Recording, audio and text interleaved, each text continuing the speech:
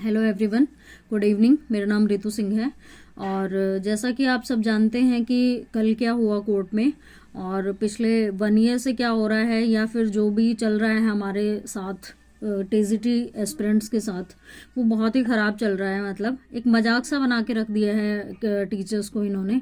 और इनकी तो खुद की ज़बान की वैल्यू ही नहीं है, साथ में हमारी भी नहीं छोड़ी। क्योंकि हम किसी को बोलते हैं कि कोई किसी को पता है घर में फैमिली मेम्बर्स को कि भाई रिजल्ट कब आना है जी, उस दिन आना है। फिर पूछते हैं कि कब आया, नहीं आया जी, फिर ऐसे डेट मिल गई। तो हमारी ज़बान की भी वैल्यू नहीं छोड़ रही है लोग।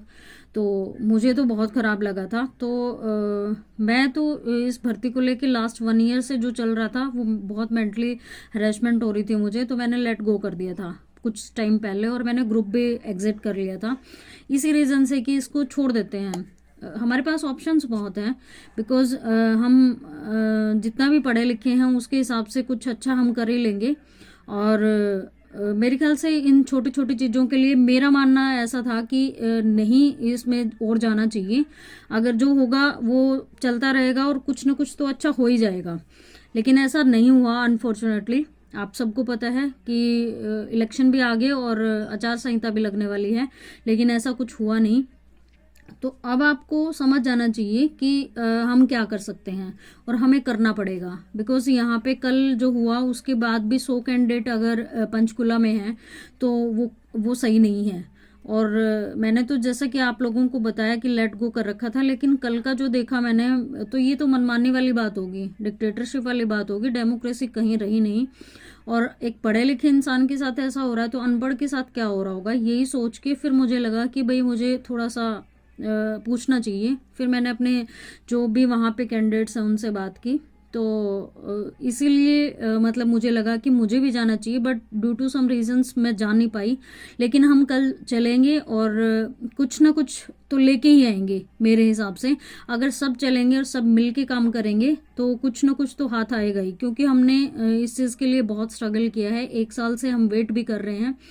तो मेरे ख्याल से इन इन खुद को तो मतलब इनकी तो जबान है ही नहीं। खदरी साहब की लगा लो चाहे कुछ लगा लो, खट्टर साहब की लगा लो कि भाई आज हम मई में रिजल्ट दे रहे हैं, फिर जुलाई में दे रहे हैं, फिर सितंबर में दे रहे हैं, फिर अक्टूबर में दे रहे हैं, फिर उसके बाद आपका जनवरी को आएगा, दिवाली पे आएगा। तो हम भी जो घरों में बताते हैं वो यही बताते हैं कि कल आएगा, परसों आएगा, 28 को आएगा, 6 को आएगा। तो उन लोगों को लगता है कि हम भी ऐसे ही बोल रहे हैं। ठीक है, तो मेरे हिसाब से अब घर बैठने का टाइम नहीं है। एक अच्छी स्ट्रेंथ होगी, प्रेशर बनेगा। अब कुछ लोगों का ये कहना है, मानना है कि भाई अब जाके फ़ायदा भी क्या है, क्योंकि 19 की डेट मिली है और 12-13 को मे भी कि आचार संहिता लग जाए तो कुछ पॉसिबिलिटी है भी नहीं। तो इसका एक हमारे पास ऑप्शन ये भी रहेगा कि हम अर्ली हियरिंग लेके और इस पे कुछ मतलब पॉजिटिव हमारा रिजल्ट आए।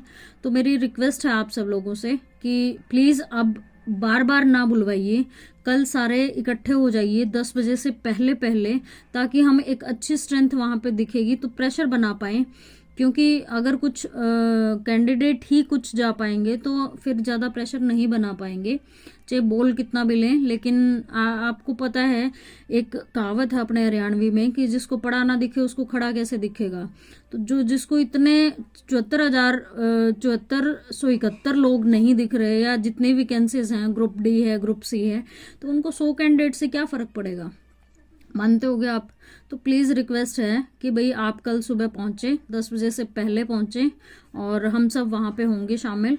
और मेरे ख्याल से अपने हक के लिए आप आओगे और आप आओगे तो मतलब मनोबल भी बढ़ेगा और डेफिनेटली प्रेशर भी होगा। तो I think you should come. Thank you.